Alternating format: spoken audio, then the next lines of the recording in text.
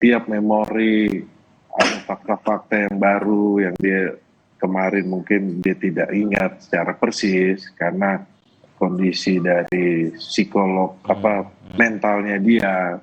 Nah, sekarang ini mulai baik dan sudah mulai coba mengingat-ingat ada beberapa fakta yang coba disampaikan dan kita sampaikan di persidangan dan dicocokkan dengan alat bukti lain, di cross check dengan kesaksian kan. Kemarin kan akhirnya kita bertanya kepada saksi ya, mungkin mereka tidak di briefing ya, mereka tidak di briefing pertanyaannya akan kita tanyakan, jadi mereka agak kaget. Itu pertanyaan-pertanyaan itu kan spontanitas keluar kan.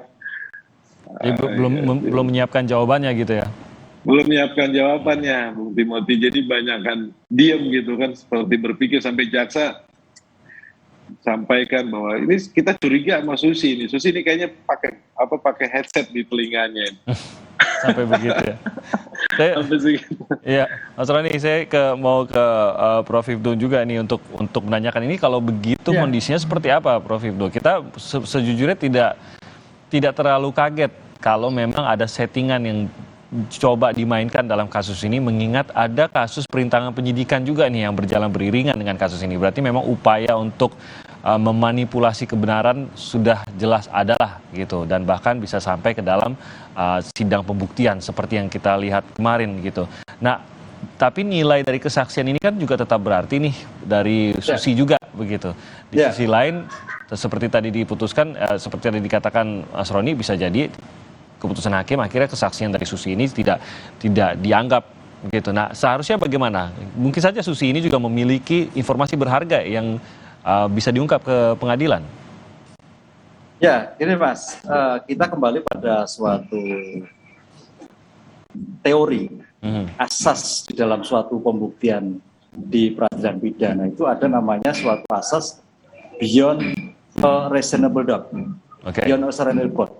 Jadi itu suatu asas, ya, suatu asas di dalam suatu mendapatkan suatu keterangan itu harus yakin, saksi ya yakin.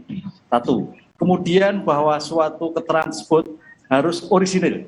Nah, ketika bahwa keterangan tersebut harus sesuai fakta, fakta yang objektif, itu yang kita terjemahkan beyond a reasonable doubt. Gitu. Artinya apa? Dari saksi-saksi yang disampaikan kemarin, kenapa sampai ada suatu tanda petik, mungkin Mas Roni agak sedikit naik tensi ke hakim, itu karena tidak rasional. Nah, dalam kondisi ini, itu sudah ketahuan, ada sesuatu yang ditutupi. Satu, ada sesuatu yang tidak sesuai dengan objektif dalam suatu keadaan nyatanya. Misalkan kemarin, saksi Susi terkait dengan Bu PC, anak, status anak, kemudian itu enggak sesuai fakta kan gitu loh. Kalau dia objektif fakta memahami, itulah yang harus dijelaskan. Nah, inilah yang harus dijadikan suatu pegangan, baik nanti penasihat hukum, baik penuntut umum hakim, untuk melihat suatu kesaksian itu harus betul-betul beyond a reasonable doubt. Artinya betul-betul objektif. Ketika tidak objektif, perlu ada suatu pendalaman. Oh, ini ada sesuatu yang ditutupi. Akhirnya kan kemarin kan begitu ditutupi, oke lah sampai detik ini masih tutupi. Begitu ada konfrontasi saksi yang lain, karena kita melihat bahwa syarat material suatu saksi mempunyai nilai itu apabila bersesuaian dengan bukti yang lain. Begitu bertentangan dengan saksi lain, akhirnya kan dicabut. Nah, inilah nanti dinamika di dalam suatu keterangan dan dinamika suatu kontrol dan dinamika suatu kontroversi itu harus punya strategi. Baik penuntut umum untuk mendapatkan suatu keterangan yang memberatkan, baik Mas Roni sebagai penasihat hukum untuk mendapatkan suatu yang meringankan, baik pada majelis hakim untuk memberikan keterangan yang objektif di dalam suatu putusannya nanti. Nah, ini memang tidak mudah karena tadi kesaksian itu tidak terlepas background pada kepentingan siapa yang mengajukan dari kesaksian tersebut.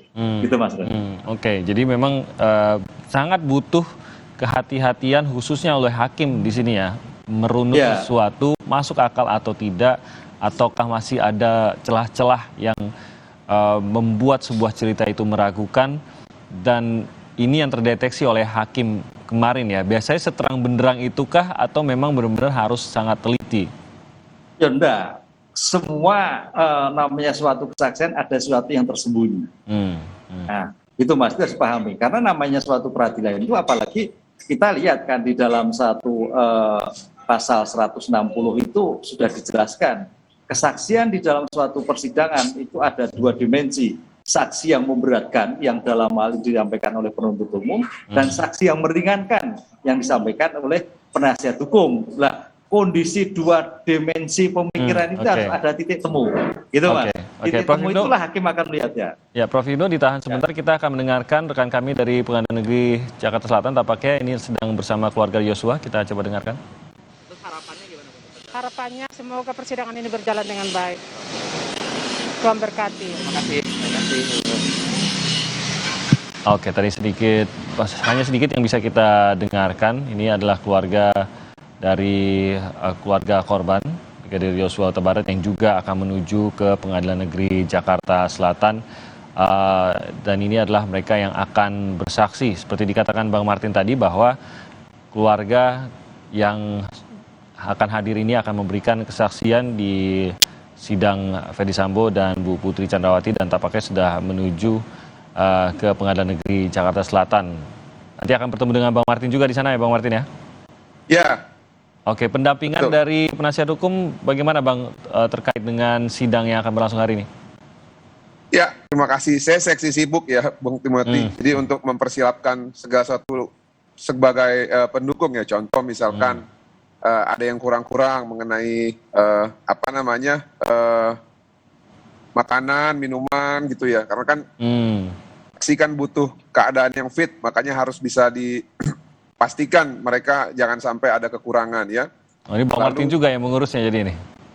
Ya, kita bantu-bantu lah, karena kan di samping kuasa hukum kita kan juga memiliki ikatan keluarga ya, kalau satu marga. Lalu kadang juga saya membantu juga untuk mengkoordinir kepastian jadwal mengenai persidangan, ya koordinasi lah, intinya koordinasi. Oke, lebih pada koordinasi yang dilakukan. Oke, nanti kita akan gali lebih jauh lagi. Kami akan jeda sebentar. Bang Martin, Prof Ibnu tetap bersama kami. Mas Roni, terima kasih banyak sudah bergabung bersama kami sejak bahkan sebelum program Breaking News tadi. Mas Roni Talapesi, kita pamitkan. Terima kasih Mas Roni. Nanti kita akan kembali lagi dengan Bang Martin dan juga Prof Ibnu usai jeda berikut ini. Tetap di Breaking News.